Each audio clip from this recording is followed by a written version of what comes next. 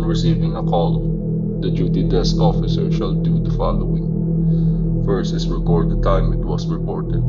Second is get the identity of the caller. Third is get the place of the incident. Fourth is get the number of victim. Fifth, record a brief synopsis of the incident. And the last is to inform the duty investigator.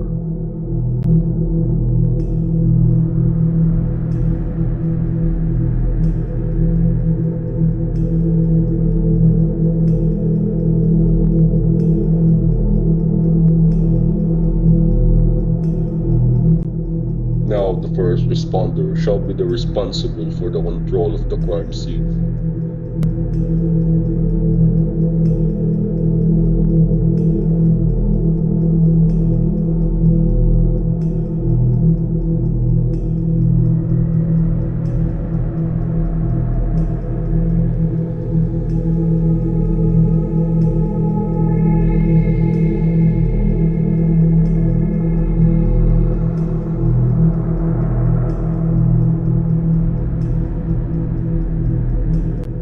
Now, upon arrival of the crime scene, the first responder check the victim's condition and take to prepare the dying declaration of the severely injured person. Now, the other responder shall record the exact time of arrival and all pertinent data regarding the incident and informs the SOCO team to investigate further.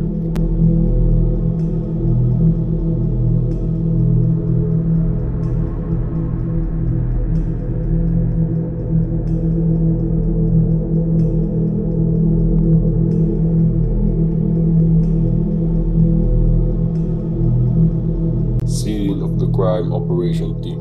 It is a forensic evidence response team engaged in the evidence collection process.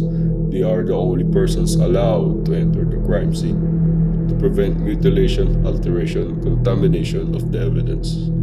The SOCO team is composed of the team leader, photographer, sketcher, evidence collector, evidence custodian, and fingerprint examiner.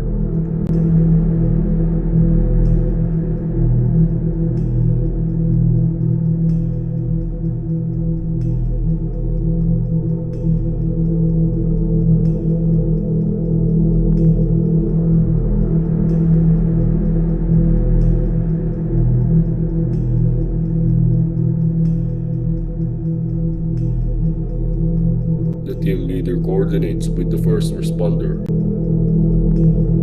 And also the team leader is responsible for recording and taking notes of the time and date of the arrival at the crime scene and writing down the information gathered by the first responder. When the team leader finished conducted a walkthrough at the crime scene, the SOCO team now proceed to protect the area by cordoning off the crime scene. Reminder: the sole purpose of the cordon is to provide a highly visible barrier and protects the crime scene against potential damage and contamination. After cordoning the crime scene, the SOCO team must establish a command post immediately, and the team leader asks for the presence of the first responder to join the conduct of search.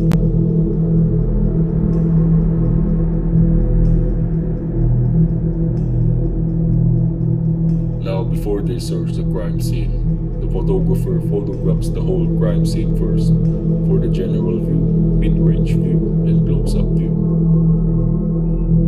Also, the photographer must include to capture the north side view,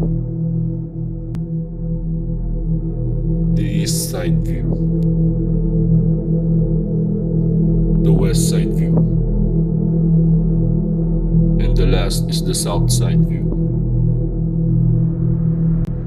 After photographing the crime scene, the SOCO team shall now proceed to the crime scene search.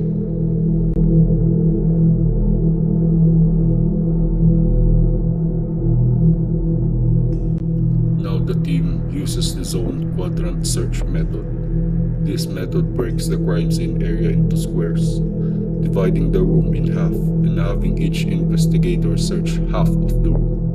And the room can be divided into 4 equal sections and examined by an individual investigator. In many cases, those squares are further divided into additional, smaller squares to facilitate evidence location.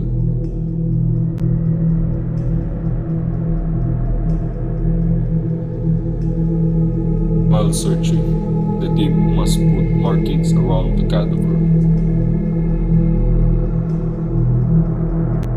and also marking all the other evidence that have been found at the crime scene.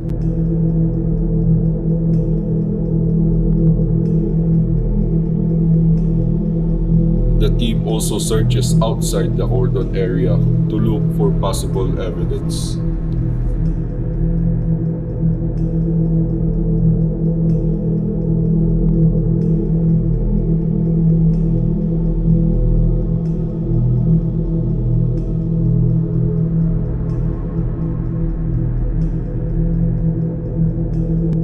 After the search, the team must put a markings on the pieces of the physical evidence found at the crime scene.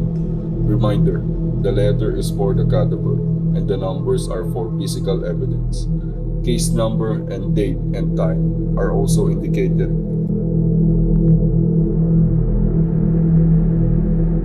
The crime scene photographer photographs the whole physical evidence they have found in general view, mid-range view, and close-up view.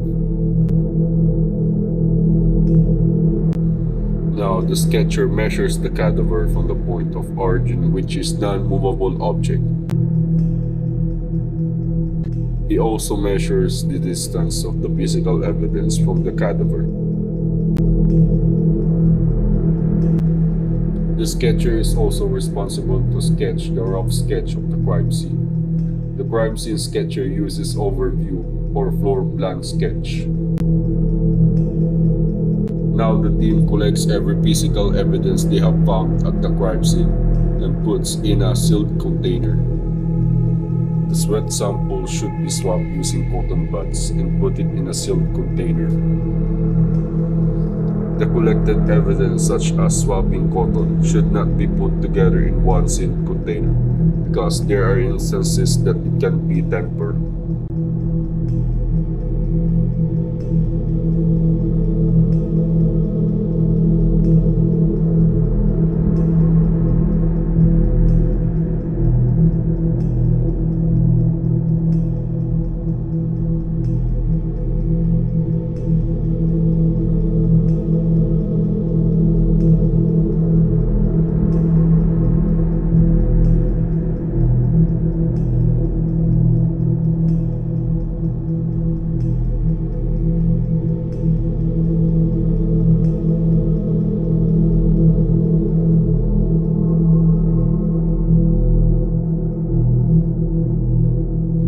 The fingerprint recorder collects the fingerprint of the victim.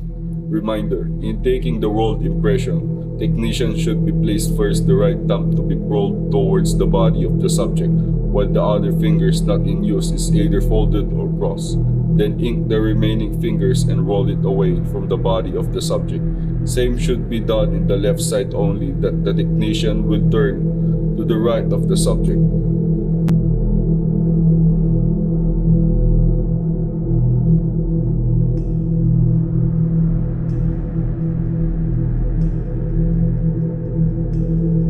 Now, the evidence collector must turn over the pieces of evidence to the evidence custodian by signing in the turnover receipt.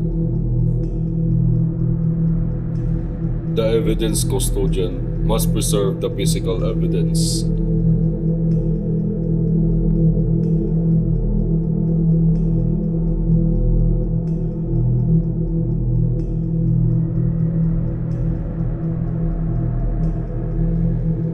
The chain of custody must be properly observed. The evidence collector tags and put labels in the evidence by placing her initials, the date and time of the discovery of the physical evidence for proper identification before putting it inside the evidence box.